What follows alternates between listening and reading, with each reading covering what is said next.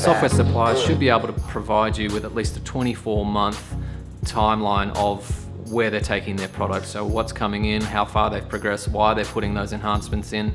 And this will reveal to you whether they're in line with where you want to take your business. So some will be taking their products in directions which don't suit your practice areas or the size of your business, or they just don't really add anything. So why would you pay such a high maintenance fee when you're getting no development? And lastly, and sort of in the same vein as the product roadmap and the life cycle, but this one is to do with development agility. So this is how quickly they can put in an enhancement that is in their interest of their users, or for you as a specific user. So if you go down the track of requesting that a feature be in the software during the sales process that's not there, that's a red flag, and I'd probably say avoid that unless you can get some clear written communication or something in the contract that says that they will put that in, and have specific detail about what those features or functionality will actually achieve. Yeah, I've seen a lot of firms do that and be left wanting when it comes to the crunch. So